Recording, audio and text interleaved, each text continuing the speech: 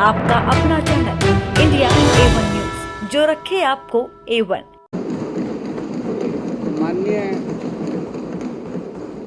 माननीय अध्यक्षा महोदय,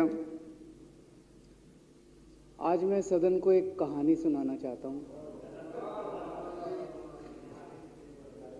कहानी का शीर्षक है चौथी पास राजा।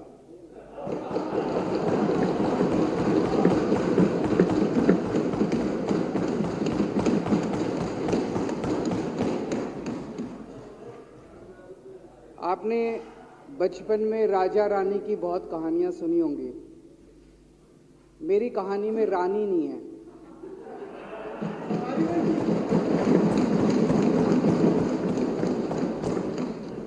बस राजा है।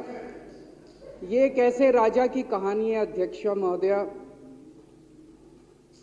जो अनपढ़ था, चौथी पास था, बेहद अहंकारी था, बहुत अहंकार था, बहुत ज्यादा, और पैसे की इतनी हवस थी, इतना भ्रष्टाचारी था, इतना भ्रष्टाचारी राजा था। ये एक महान देश की कहानी है। एक बहुत महान देश था, कई हजार साल पुराना देश। उस देश में एक गांव में एक बहुत गरीब परिवार में एक बच्चे का जन्म हुआ। जब बच्चे का जन्म हुआ तो ज्योतिषी ने कहा, गांव में ज्योतिषी होते हैं, आते हैं, वो पत्री बनाते हैं। ज्योतिषी ने कहा, माई तेरा लड़का बड़ा होके बहुत बड़ा सम्राट बनेगा। माई को यकीन नहीं हुआ, मेरा इतने गरीब हूं मैं, कहां से मेरा बेटा सम्राट बनेगा। तो उसने कहा, नहीं, तेरे बेटे के ग्रह बताते हैं तेरा बेटा बहुत बड़ा सम्राट बनेगा। बेटा धीरे धीरे बड़ा होने लगा। स्कूल, गांव का ही स्कूल था, स्कूल जाता था, उसका पढ़ने वढ़ने में मन नहीं लगता था। तो चौथी के बाद उसने किसी तरह से चौथी करी, चौथी के बाद उसने स्कूल छोड़ दिया। गांव के पास एक रेलवे स्टेशन था।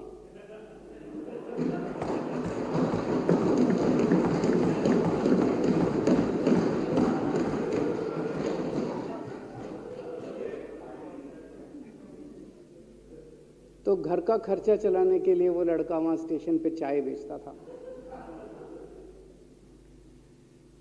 लड़के को भाषण देने का बड़ा शौक था।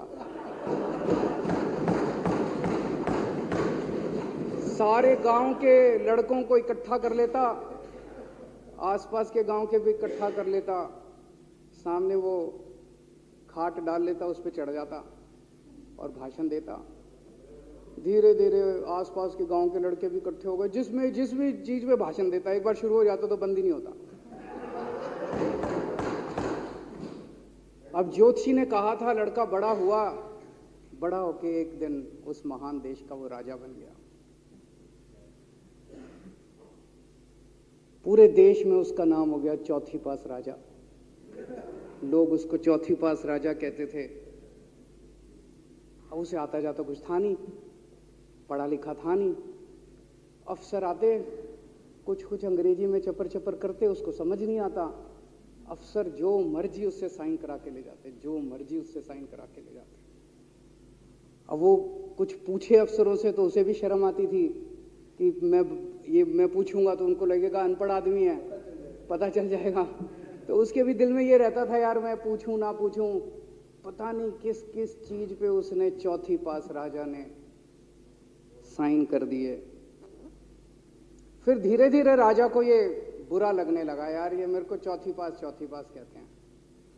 तो उसने एक फर्जी डिग्री बनवा ली। कहीं से फर्जी डिग्री बना के ले आया, एमए की। बोला मैं एमए हूं। तो लोगों को लगा, यार ये तो ठीक नहीं है, ये तो फर्जी डिग्री हम बना के ले आया हमारा राजा। तो लोगों ने आरटीआई डाली। जो आरटीआई डालता उस पर 25,000 रुपये जुर्माना।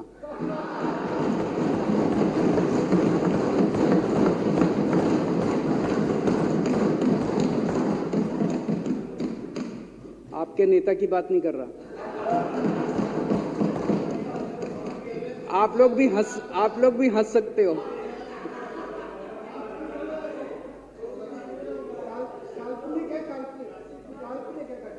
तो जो आरटीआई डाले उसको 25,000 रुपए का जुर्माना, जो आरटीआई डाले उसको 25,000 रुपए का जुर्माना।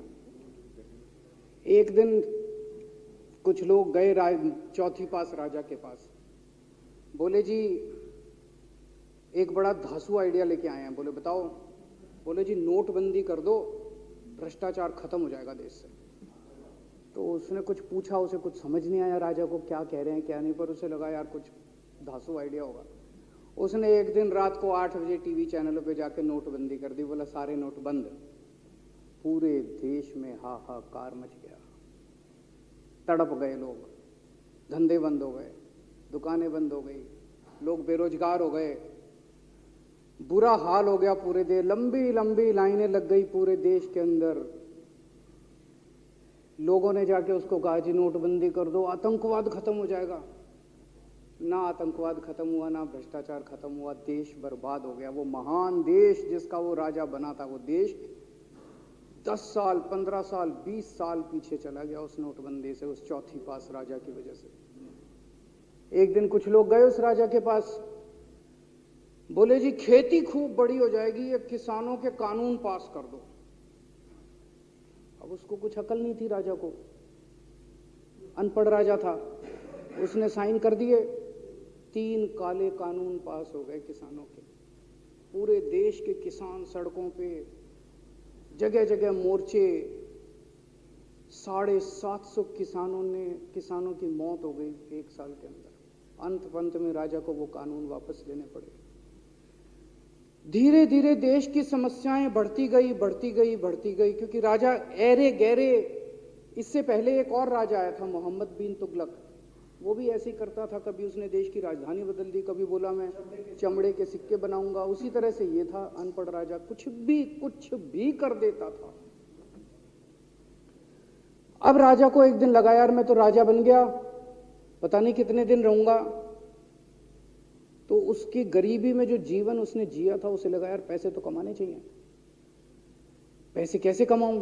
पैसे कमाऊंगा तो जनता में छवि खराब होगी। तो उसने अपने एक दोस्त को बुलाया और उस दोस्त को बोला कि ऐसा करते हैं कि मैं तो राजा हूं, सारे सरकारी ठेके तेरे को दिलाऊंगा, सारी कंपनियां तेरे को दिलाऊंगा, सरकारी पैसा तेरे को दिलाऊंगा। नाम तेरा, पैसा मेरा। तेरे को पूरे उस पे 10% कमीशन तेरे को मिलेगा, सारा पैसा मेरा। दोस्त मान गया। दोस्त को क्या था, फ्री में पैसा मिल रहा था, दोस्त मान गया। उसके बाद दोनों ने मिलके जो देश को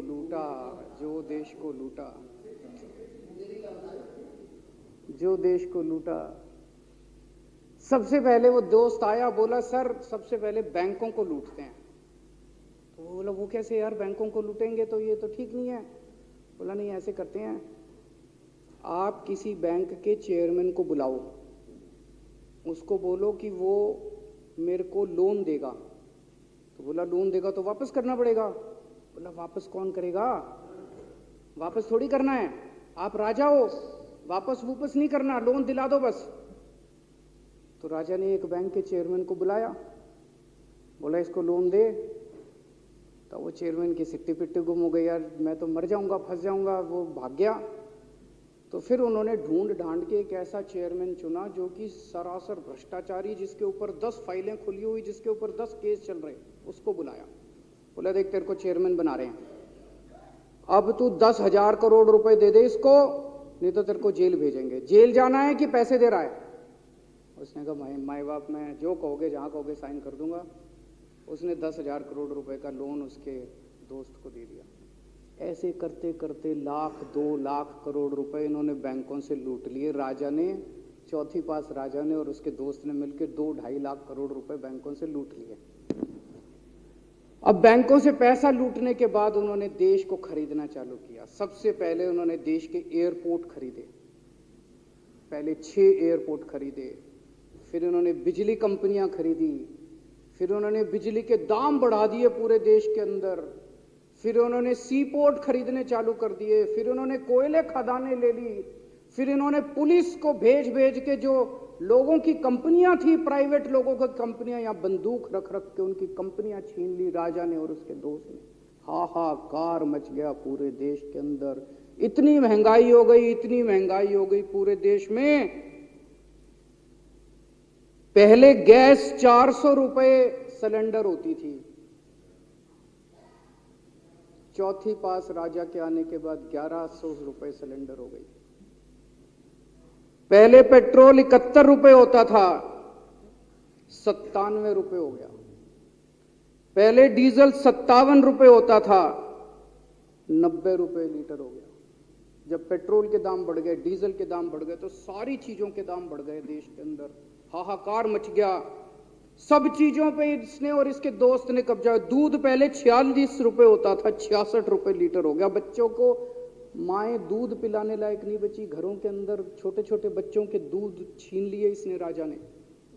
सरसों का तेल 90 रुपए लीटर होता था, 214 रुपए हो गया। बताओ, धीरे धीरे पूरे देश में हाहाकार मच गया। लोग अब राजा के खिलाफ आवाज उठाने लगे, लोग उसके खिलाफ बोलने लगे।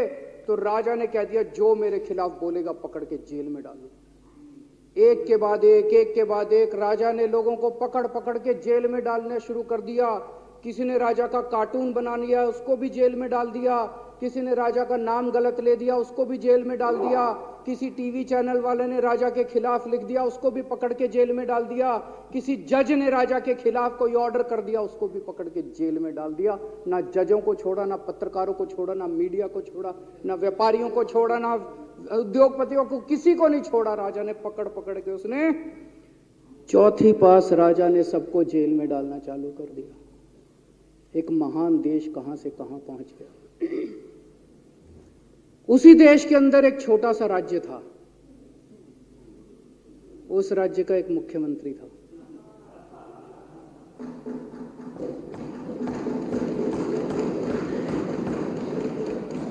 उनके चेहरे पे भी स्माइल आ गई, उनके चेहरे पे भी उम्मीद की किरण छा गई। वो मुख्यमंत्री अपने लोगों का खूब ख्याल रखता था। वो मुख्यमंत्री कट्टर ईमानदार था। वो मुख्यमंत्री कट्टर देशभक्त था। वो मुख्यमंत्री पढ़ा लिखा था।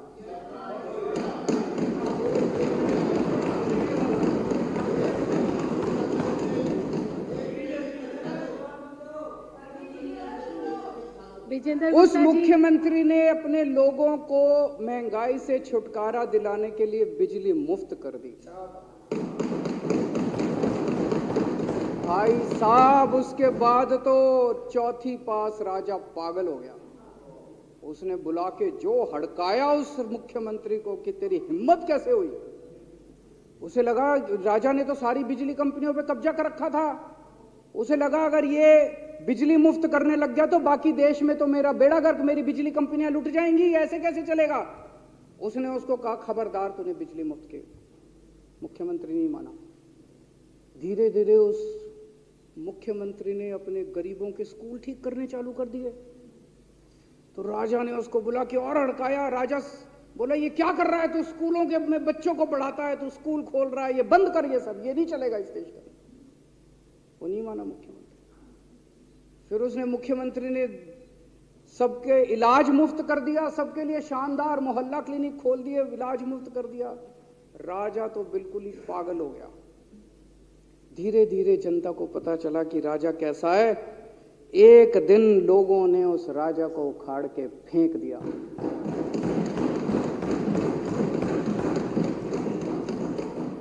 और लोगों ने एक किसी ईमानदार और देशभक्त आदमी को वहां बिठा दिया और उनकी सरकार आ गई। और उसके बाद देश से महंगाई खत्म हुई और देश रात दूनी चौगुनी तरक्की करने लगा। तो जैसे हम बचपन में सुना करते थे, moral of the story, Hindi में क्या कहते, मॉरल ऑफ द स्टोरी का मतलब भाई इस कहानी में क्या प्रेरणा मिलती है इस कहानी से? इस कहानी से ये प्रेरणा मिलती है कि अगर आपके देश में महंगाई है, आपके देश में समस्याएं हैं, आपके देश में सब कुछ गड़बड़ चल रहा है, तो सबसे पहले जांच परख के देखो आपका राजा अनपढ़ तो नहीं है। अगर आपके देश में सब गड़बड़ चल रहा है, बेरोजगारी है, बहुत सारी समस्याएं हैं, जरा देखो राजा, आपके राजा को कोई दोस्त तो नहीं है। अगर है तो सबसे पहले अपने राजा को उखाड़ के फेंको, नहीं तो आपकी समस्याओं का कोई समाधान नहीं होगा। आपकी समस्याओं का कोई समाधान नहीं होगा।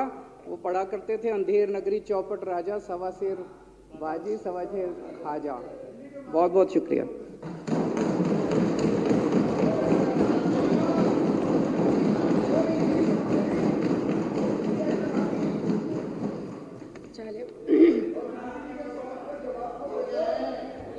संकल्प पारित करना। अब श्री दिलीप पांडे माननीय मुख्य सचेतक द्वारा प्रस्तुत संकल्प सदन के सामने है। जो इसके पक्ष में है वो हाँ कहे, जो इसके विरोध में है वो ना कहे, जो इसके विरोध में है ना है, जो इसके विरोध में नहीं है वो ना कहे। हाँ पक्ष जीता, हाँ पक्ष जीता। संकल्प स्वीकार हुआ।